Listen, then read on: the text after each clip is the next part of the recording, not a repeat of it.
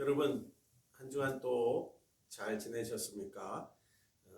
이제 12월 첫 주 또 강의하고 다음 주에 마지막 강의가 될 것 같습니다.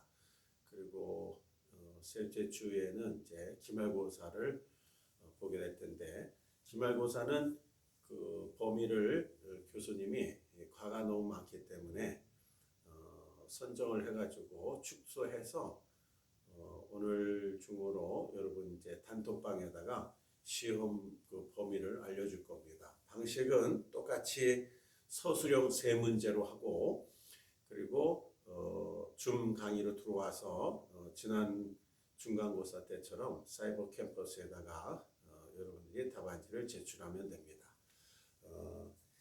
이제 그 두 강의 이제 2주 남았는데, 강의는 이제 11강의, 12강의를 하고, 그리고 마지막 부분에 이제 13주 강의가 있습니다. 그래서 교수님이 오늘은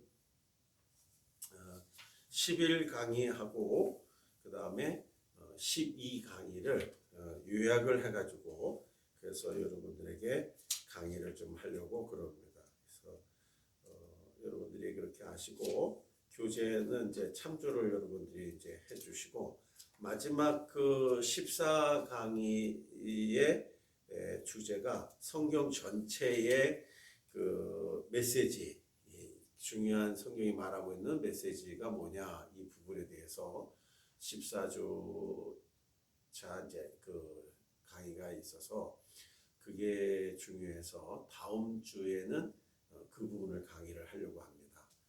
여러분들이 그렇게 하시고, 오늘은 이제 탕자 이야기를 하고, 그리고 이제 사도행전에 대한 이야기를 이제 하는 건데, 탕자 이야기까지는 복음서에 대한 얘기들입니다. 그래서 다 하나님의 사랑, 하나님의 품으로 돌아와 구원을 받고 아버지의 그 사랑으로 인하여서 우리가 자녀가 되고 회복이 된다는 그런 주제하에 내용들이 복음서에는 많이 있습니다.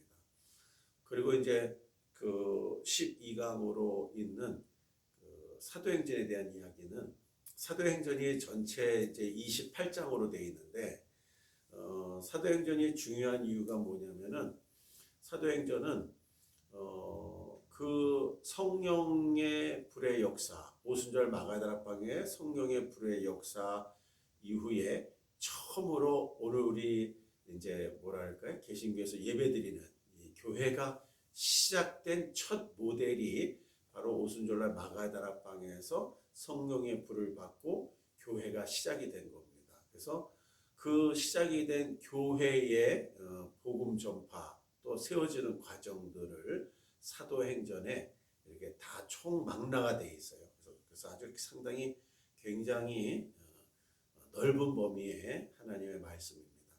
그 사도행전에서 이제 신약 성경 바울의 1, 2, 3, 4차 1, 2, 3차 전도 여행을 통해 가지고 소아시아 교회들이 이제 세워지게 되죠. 그래서 소아시아 교회들에게 쓰는 편지들, 복음서들, 또 목회 서신, 또 옥중 서신, 감옥 속에서 편지 써서 복음을 가르치기 위해서 편지 쓴 걸 옥중 서신인데, 그 책들이 신약 성경의 사도행전 외에 13권이라는 책들이 있습니다. 그래서 그 13권의 책들을 바로 이 사도행전에서 기록되는 당시에 다 관련된 그러한 책들이 사도 바울에 의해서 하나님의 편지가 쓰여지게 되죠.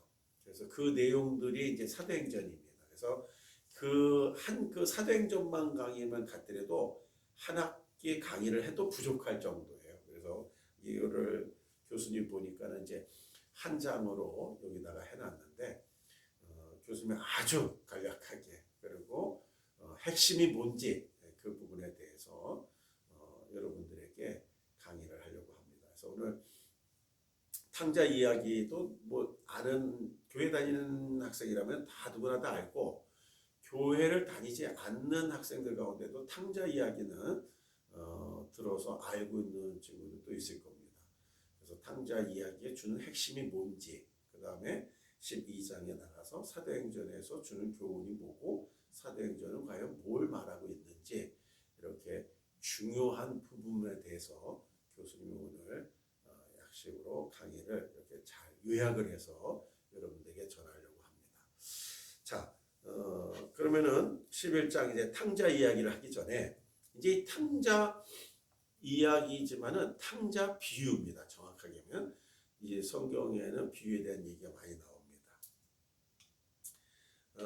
일반적으로 가치라고 하면은 우리의 그 일상생활에서 필요와 또 욕구나 관심을 충족시킬 수 있는 모든 것, 이런 것들이 가치라고 말할 수 있죠. 그런 의미에서 상품도 모두 가치를 갖고 있습니다. 그러나 이러한 물질적 가치 외에 육체적인 건강도 가치가 있는 것이고, 또 나아가서 이론적인 가치와 도덕적인 가치도, 또 미적인 가치, 종교적인 가치, 이러한 것들도 다 가치가 있는 그러한 부분들이죠. 이른바 이론적인 가치는 이 진이라고 하고, 도덕적인 가치는 선이라고 하고, 미적 관심을 충족시키는 그런 미적 가치를 미라고 합니다. 그래서 진, 선, 미 이렇게 말을 하죠. 그리고 여기에 머물지 않고 보다 본질적이고도 궁극적인 가치가 바로 종교적인 가치, 곧 신앙입니다. 그런데 현대인들은 물질적 가치나 육체적 가치, 그리고 미적 가치에 치중을 하고 정신적이며 영적이며 종교적인 가치는 너무나도 많은 부분을 상실하고 있다는데, 여기에 큰 위기가 있는 것입니다. 프랑스의 한 그 의사는 영혼이 존재한다면 그 존재성을 증명하고 싶었습니다. 그래서 온갖 방법을 다 연구해 봤지만 영혼 존재의 실증을 보여줄 방법이 없었습니다.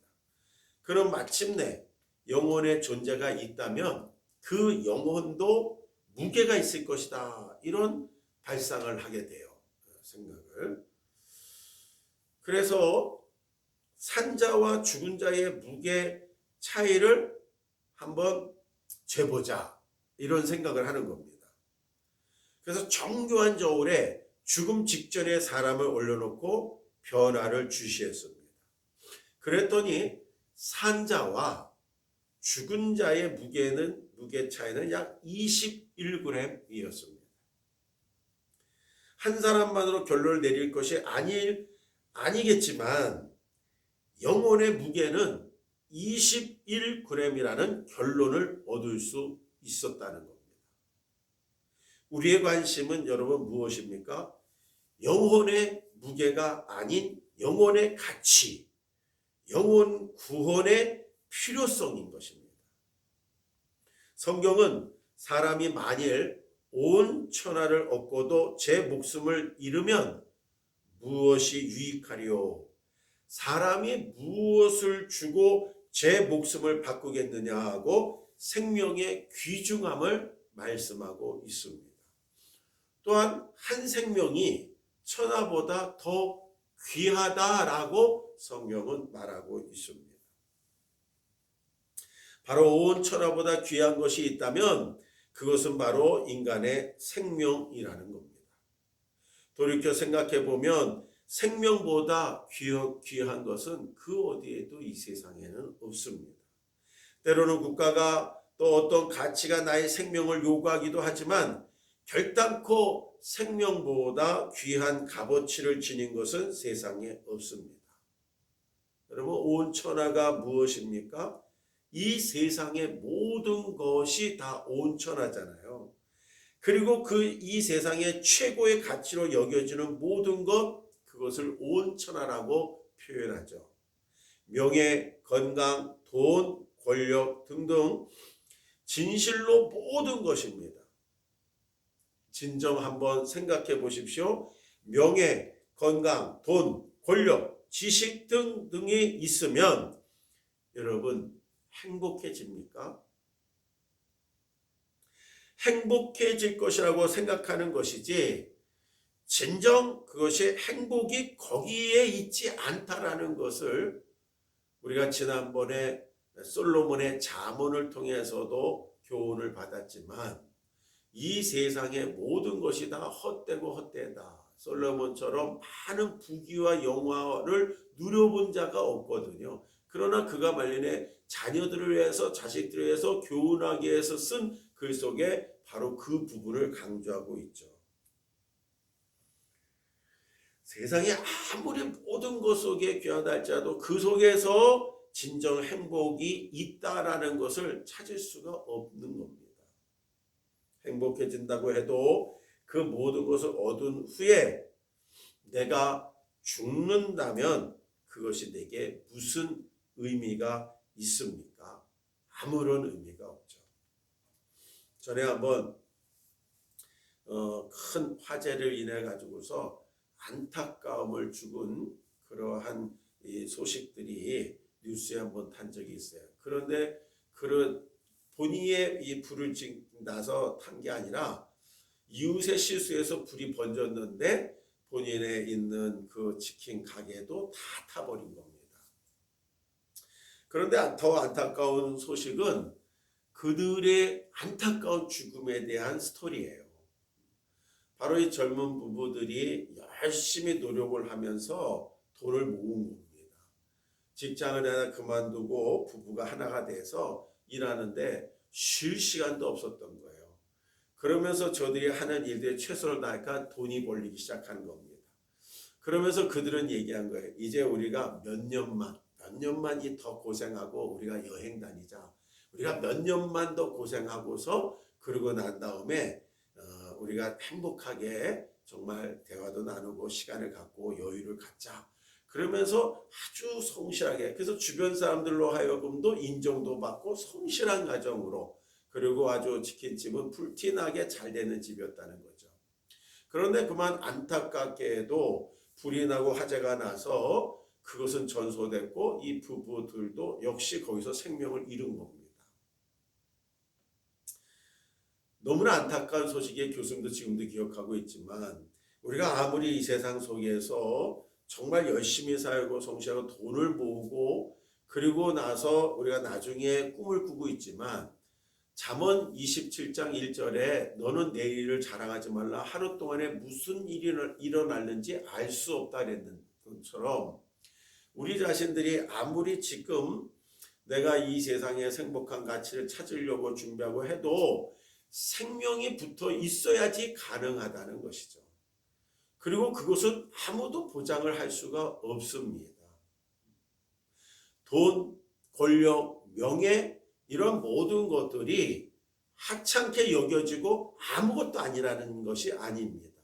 돈도 필요하고 명예도 필요하고 권력도 필요하지만 그러나 그 모든 것이 다 유지되기 위해서 내 생명이 귀하다는 것을 알아야 된다는 것이죠.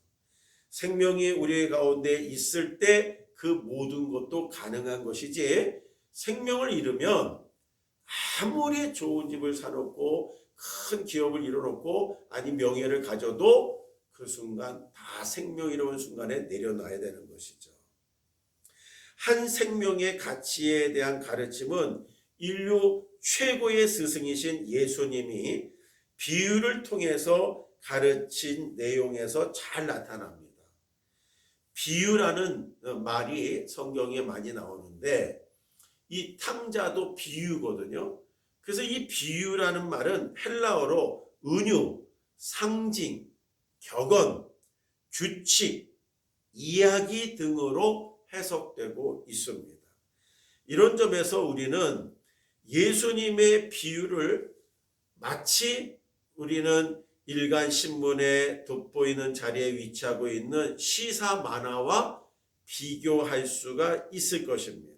여러분 잘 알다시피 시사 만화는 몇 마디의 언어와 그림으로 되어 있지만 그날의 중요한 정치, 경제, 문화 등의 문제들을 함축적으로 전달하고 있습니다. 그래서 독자들은 당일 신문의 시사 만화만 보더라도 세상 돌아가는 모습을 알 수가 있고 때로는 가슴이 뭉클한 감동을 받을 수도 있습니다.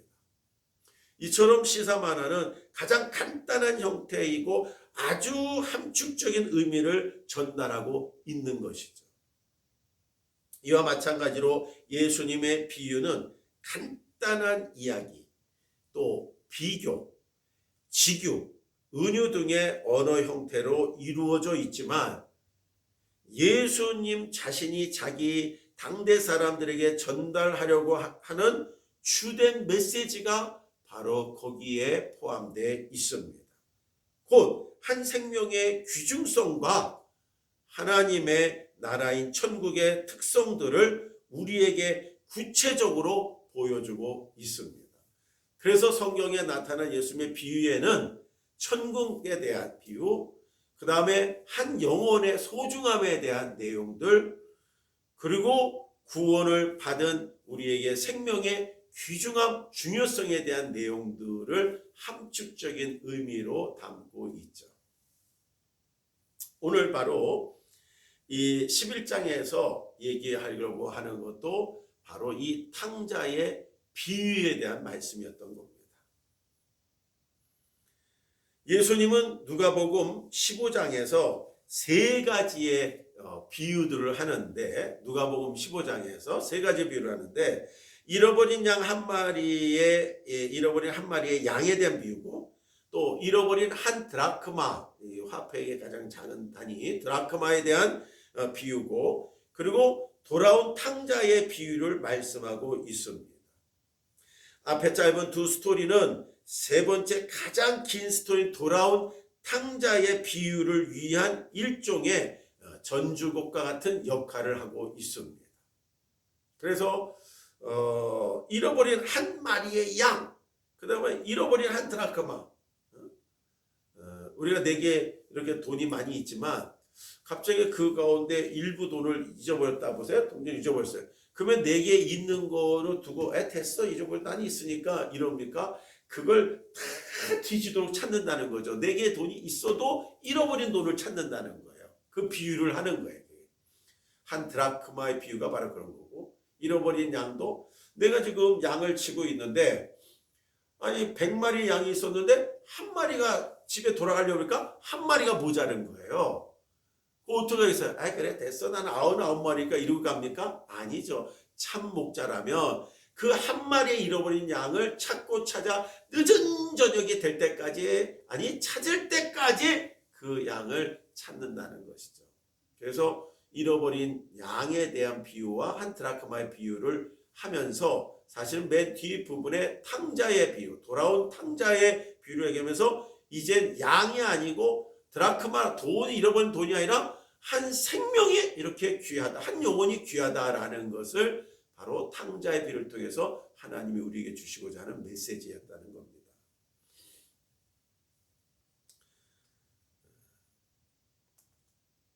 이 스토리에 등장하는 인물은 세 명인데 아버지와 큰아들과 작은아들, 이렇게 세 명이 등장을 합니다. 현실 세계 누군가를 각각 대표하고 있는, 상징하는 그런 역할 모델로 설정은 된 겁니다. 그래서 사실 아들, 저희가 아버지, 그다음 큰아들, 작은아들 이렇게 돼 있죠. 자, 그런 점에서 각각의 캐릭터는 그 중요도에서 다른 캐릭터에 전혀 뒤지고 있지 않음을 알아야 되는데, 어떤 사람에게 두 아들이 있었다는 거죠. 이제 어떤 사람에게. 그런데 이 두 아들은 아버지 집에 함께 살고 있었습니다. 아들과 아버지가 함께 살고 있었던 거예요. 아들이 아버지 집에 함께 살고 있다는 것은 그 당시에 너무나 자연스럽고 당연한 이치였습니다. 시족 사회, 또 이러한 그 사회들의 특징들이죠. 그럼에도 불구하고 둘째 아들은 그것이 참 자유와 행복이라고 느끼지를 못한 거예요. 둘째 아들이. 그래서 둘째 아들은 아버지의 집에 더 머무르기를 원치 않고 틈만 나면, 시간만 나면 집을 떠날 생각을 하는 거예요. 그런데 그냥 떠나자니 막막하고 기회를 호심탐탐 노리다가 자신의 유산을 생전에 계신 아버지에게 달라고 요청을 합니다. 내 재산 주세요. 내 몫을 주세요. 이렇게 아버지가 자꾸 요구하는 겁니다. 아버지는 둘째 아들에게 어떤 단서도 없이 그냥 유산을 달라는 아들을 물려줬어요. 재산을 받은 둘째 아들은 이것을 가지고 먼 나라로 떠나게 됩니다. 거기서 만난 세계는 한마디로 놀라웠어요. 그냥 양을 치고 그냥 이스라엘 그냥 백성들 사이 속에 사는 그게 아니라 그냥 오늘날로 말하면 이 순진한 시골 농촌 총각이 도시로 서울로 와본 거예요. 도시 세계로 나간 겁니다. 그런데 그가 하고 싶은 대로 마음대로 가진 돈을 다 허비하면서 그냥 하고 싶은 걸 다 한 거예요. 다 하는데 그냥 됩니까? 있던 돈 다 허비한 겁니다. 설상가상으로 이제는 돈이 다 허비해서 뭐 놀래야 놀 수도 없는 거예요. 방탕한 생활을 한 것이죠. 그러다가 그만 돈이 다 떨어졌어요. 그런데 설상가상으로 또 나라의 흉년까지 들은 겁니다. 그러니 끼니조차 이길 수 없어서 이제는 희망도 자존심도 다 버리고 돼지 치는 집에 들어가가지고 돼지가 먹는 쥐염 열매라고 했는데 돼지가 먹는 열매를 먹으면서 끼니를 이어가고 있었던 거예요. 그러나 그건 역시도 돼지가 먹는 쥐염 열매조차도 마음대로 먹을 수 없는 처지가 된 겁니다. 이 극한 상황에서 이 탕자는 아버지의 집을 기억하게 되었고 둘째 아들 재산 나갔던 자를 성경에서 이제 탕자라고 그러죠. 탕자 비유니까. 그 탕자는 아버지의 집에 돌아가면 이제 살 수 있겠다 이렇게 생각을 합니다. 그런데 이제 이런 생각을 하죠. 내가 아버지 집에 돌아갈 때 참 뻔뻔하지. 내가 나올 때 큰 소리 치고 나오고 이미 내 몫을 다 가지고 나왔는데 내가 무슨 낯으로 가냐. 그러나 내가 여기에 있으면 나는 굶어 죽겠고 아버지 집에 가야지 사는데 아버지 집에 난 가야 된다. 나는 아들로서가 아니라 이제 종으로서 그냥 먹고 재워주기만 하면은 내 아버지는 그렇게 한다 해줄 거 아니냐. 그렇기 때문에 이 탕자 작은 아들은 아들로서가 아니라 종으로서 아버지께 사정해서 받아달라고 그렇게 하면 그 아버지가 받으면 좋겠다는 그런 마음 가지고 그리고 집으로 돌아갑니다. 그때 아들을 떠나보낸 뒤 안타까운 심정으로 아버지는 늘 집 밖에서 기다리고 있었습니다.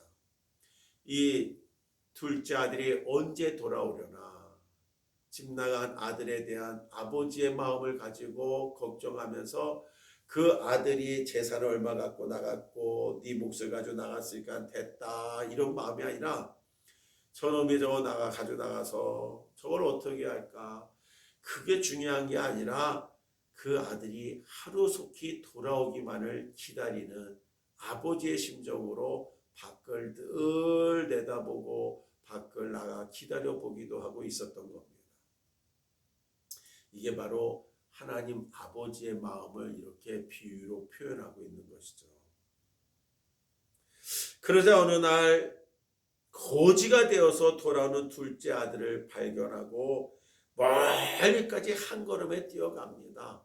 거짓골을 하고 그런 모습을 봐도 바로 자신의 아들임을 한 번에 그냥 알아차린 것이죠. 아버지는 그를 위해서 종으로 들어오겠다는 아들이 무슨 말이냐 큰 잔치를 베풀고 종이 아닌 아들의 지위를 다시 회복시켜 받아주었습니다. 마침 밭에서 일을 하고 돌아오던 첫째 아들이 큰 잔치를 벌어진 것을 보고서 종을 불러가지고 물어봅니다. 야, 아버지가 나를 위해 이렇게 잔치를 베풀었나? 아니 안 하던 잔치를 왜 베풀었지? 궁금한 마음에 종을 불러가지고 물어보는 겁니다. 그 연유를 물어보니까 아니 글쎄 탕진하고 돌아온 둘째 아들을 위한 잔치였다라는 것을 알게 될 때 이 큰아들은 크게 분노하게 됩니다. 그러면서 잔치에 참석하도록 권하는 아버지에게 자신은 여러 해 동안 아버지를 위해 섬기고 명령을 어기지 않았으나 염소 한 마리도 잡아주지 않았으면서 도리어 재산을 창기와 함께 다 탕진하고 허랑방탕하게 쓰고 돈 재산을 다 날려버리고 거짓골이 돼서 돌아온 둘째 아들 위해서는 잔치를 이렇게 벌여주냐고 불평불만을 호소하면서 항의를 하였습니다. 결국 첫째 아들은 아버지의 그 심정, 아들에 대한 그 사랑, 그 마음을 헤아리지 못하고 잔치를 거부하고 참여하지 않았던 겁니다. 오늘 둘째 아들이 탕자인 이유는 바로 이 폐용부도하고 그리고 정말 자신의 모든 재산을 다 가지고 자기 뜻대로 자기 고집대로 살아갔던 그 자식의 모습, 재산을 다 현금화해서 그걸 자기만을 위해서 쓰면서 모든 것들을 자기 뜻대로 살아본 그 탕자의 모습, 가족을 버리고 아버지의 품을 떠나고 그리고서 멀리 훌쩍 떠나서 평안할 것 같지만 고생하고 결국은 쾌락 추구의 삶을 살다가 거짓골이 되어지고 아버지께로 돌아올 수밖에 없는 처지가 된 탕자의 모습, 바로 이 모습이 오늘날 이방 세계에 있는 우리들의 모습을 말하고 있는 겁니다. 아무리 많은 죄를 범하고 세상 속에 빠져 쾌락 속에 있다 할지라도 지금 이 순간이라도 아버지 품으로 돌아오면 하나님 아버지는 우리를 받아주시고 우리를 용서하시고 우리를 싸매시고 우리에게 큰 사랑을 베풀어 주신다는 겁니다. 그러므로 사실 우리는 첫째 아들이 아니죠. 이스라엘 민족 영혼 구원을 선민인 그들이 첫째 아들의 모습이고 우리는 그 다음 둘째 아들과 같은 모습이죠. 구원받게 또 세상 속에 살던 저희들인데 하나님의 은혜로 우리가 구원의 축복을 받게 된 것입니다. 오늘 우리가 이 땅을 향하여서 끊임없이 세상을 향해 사랑의 손을 펴고 복된 소식을 전하고 또 우리만이 아니라 우리나라도 지난번에 예수 그리스도에 대해서 강의할 때도 얘기했지만 복음 국가가 아니잖아요. 이방인 국가고 우상 국가고 타종교 타민족이었죠. 그러나 끊임없는 하나님의 사랑, 이 큰 은혜를 가지고 복음을 전하겠다는 선교사들에 의해서 이 땅에 복음이 전파됐는데 복음만 말씀만 전파한 게 아니라 학교도 줘주고 참 우리가 병원 시설이라든지 양학이 이런 게 전혀 없었던 그런 나라인데 병원도 세워지게 되고 그리고 출판 문화도 또 여러 가지 학교들도 세워지게 되고 수많은 전쟁들 통해서 전쟁 고아원을 세워지게 되고 또 많은 선교비들을 보내줘서 그것을 통해서 공부해서 이 나라 이 민족을 일으키는 훌륭한 인물들이 나오게 됐죠. 그러다 보니까 이 나라도 늦게 출발했지만 우리나라가 약 5만여 재단, 6만여 주의 종들, 1200만이라는 기독교인들이 벌써 되어졌고 우리만을 위한 교회, 우리만을 위한 그러한 신앙이 아니라 이제 우리나라도 세계에서 두 번째로 그리스도의 사랑과 복음을 전파하기 위해서 저 추운 나라, 저 밀림 지역, 또 저 더운 나라, 그리고 부한 나라, 가난한 나라, 복음이 전파되지 않는 곳 속에 대한민국의 복음을 전하는 선교사들이 돌아온 탕자를 찾기 위해서 무수히 많은 사랑을 가지고 가고 있죠. 그것을 위해서 우리들은 또 헌금을 하고 선교비를 보내고 그 물질을 가지고 이 우물도 파주고 그리고 먹을 것이 없는 자의 속에 그리고 식량도 지원해주고 그리고 배움의 기회를 놓친 자들 속에 장학금을 주면서 끝까지 공부할 수 있도록 도와주는 일들.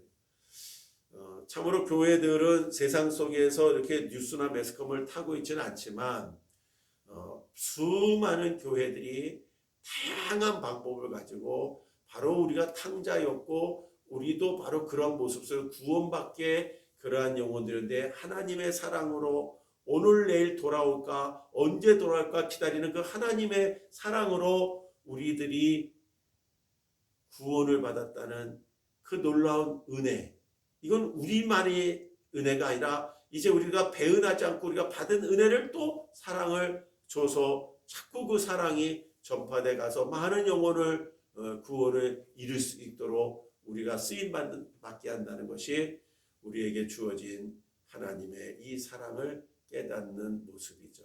바로 오늘 이 탕자의 비유를 통해서 우리 자신들이 이번 또 성경 과목들을 통해 배우면서 여러분들이 신앙생활에 등한히 했던 친구들이라면 보다 더 성경을 좀 공부하고 읽고 또 그 말씀 진리를 찾기 위해서 노력하는 신앙인이 되고, 전혀 알지 못했던 자라면 이렇게 교수님이 많은 지금 이 비대면 강의로 줌 강의로 어색도 하고 또 말도 잘 이렇게 습관화가 안 돼 있기 때문에 꼬이고 또 잘 안 됐지만 그냥 밀어붙이는 거잖아요. 여러분들이 다 이해하고 이제까지 이렇게 강의를 이제 듣고 따라와 주었는데, 그러나 그 강의 속에서도 하나님의 성령은 역사하고 있고, 분명 여러분에게 개인에 대해 생각을 전하는 게 아니라 하나님의 말씀, 성경을 가르쳐 줬고 성경에 대한 이야기, 하나님의 음성이었기 때문에 여러분에게도 오늘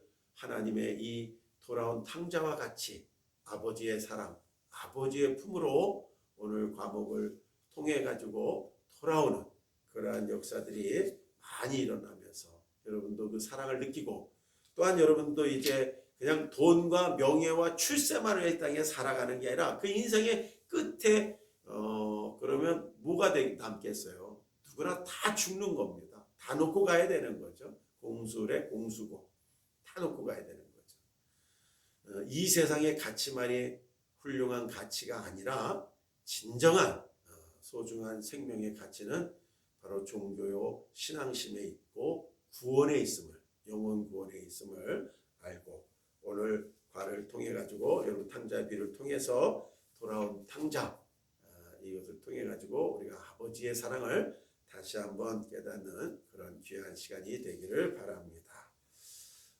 여기서 우리 1강의 11장 탕자의 비유를 이렇게 간략하게 마치고 이어서 이제 12장으로 들어가도록 이렇게 하겠습니다. 잠시 뒤에 뵙겠습니다.